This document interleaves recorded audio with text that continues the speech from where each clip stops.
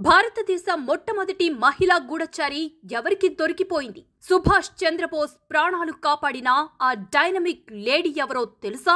కట్టుకున్న భర్తనే కత్తితో పొడిచి చంపడం వెనుకున్న కారణమేంటి? కాలాపాని జైల్లో బ్రిటిష్ అధికారులు ఆమెని ఏం చేశారు? ఐశ్వర్యవంతురాలు, బహుభాషా ప్రావీణ్యురాలు, ఎనలేని దేశభక్తురాలు, అన్నింటికీ మించి first spy lady in India నీరా ఆర్య. నీరా ఆర్య అంటే మన భారతదేశానికి ఒక సాహసం, ఒక త్యాగం. కానీ ఆమెకి మన దేశం ఇచ్చిన అతి గొప్ప బహుమతేంటో తెలుసా? పూలమ్ముకునే బతుకును, అనాథగా మిగిల్చిన చావును. స్వాతంత్రోద్యమంలో వినిపించిన గాథలెన్నో, దేశభక్తితో చేసిన కనిపించని త్యాగాలెన్నో. ఏ పాఠ్య పుస్తకంలోనూ కనిపించని సాహసగాథ నీరా ఆర్యది. ఆజాద్ హింద్ ఫౌజ్ తొలి గూఢచారిగా పనిచేస్తూ సుభాష్ చంద్రబోస్ను రక్షించేందుకు తన భర్తనే చంపేసిన సమరయోధురాలు ఆమె. ప్రస్తుత యూపీలోని కేఖ్రా నగర్లో 1902లో పుట్టింది నీరా ఆర్య. ఆమె తండ్రి సేఠ్ చెజుమల్ పేరున్న వ్యాపారి. పిల్లలు నీరా, బసంత్లను కోల్కతాలో చదివించారు. దాంతో నీరా బెంగాలీ, హిందీ, ఇంగ్లీష్ భాషలతో పాటు మరికొన్ని స్థానిక భాషల్లోనూ ప్రావీణ్యం సంపాదించింది. తండ్రి వ్యాపార రీత్యా జాతీయోద్యమానికి దూరంగా ఉన్న నీరాలో మాత్రం ఆ చైతన్యం అధికంగా కనిపించేది. స్వాతంత్ర్య పోరాట ఉద్యమంలో భాగం కావాలనే కోరికతో ఉండేది.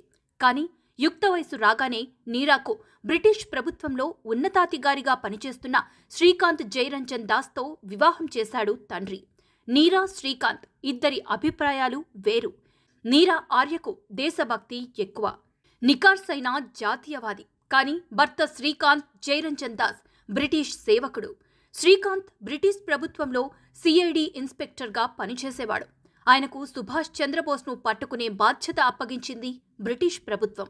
అదే సమయంలో నీరా రహస్యంగా ఆజాద్ హింద్ ఫౌజ్ ఐఎన్ఏలో చేరింది. బోస్ ఆమెకు గూఢచార బాధ్యతల్ని అప్పగించారు.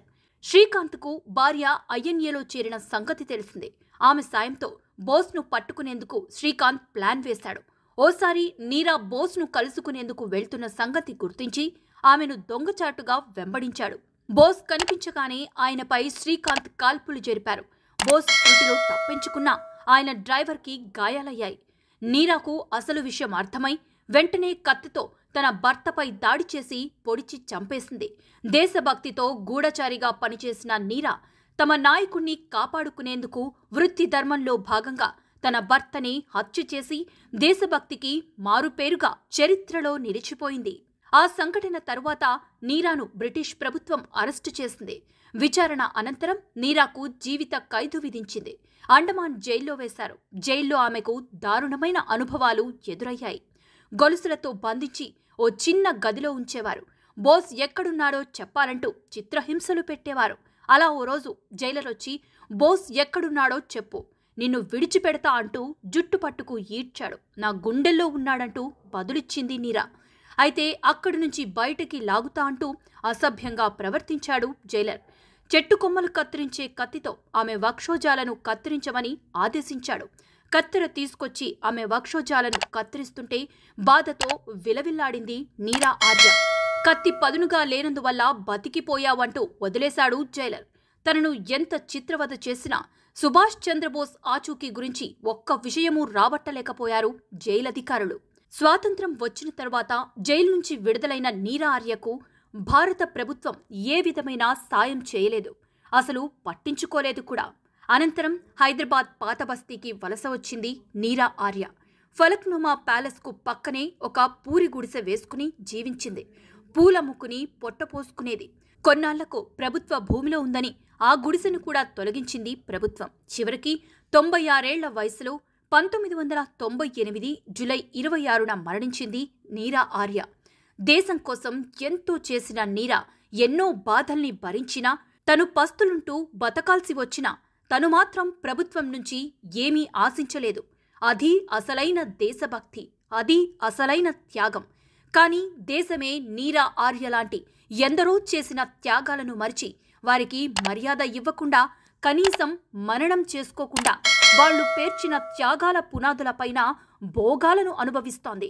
ఇటీవల బాలీవుడ్ నటి రూపా అయ్యర్ నీరా ఆర్య జీవిత కథను తెరకెక్కించింది. ఆమె ప్రధాన పాత్రలో నటిస్తూనే దర్శకత్వం మరియు నిర్మాణ బాధ్యతలు కూడా నిర్వహించారు.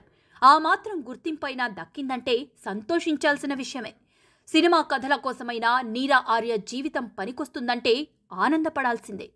మరిన్ని మంచి వీడియోల కోసం మా ఛానల్ని సబ్స్క్రైబ్ చేసుకోండి. వీడియో నచ్చితే లైక్ చేయండి, షేర్ చేయండి.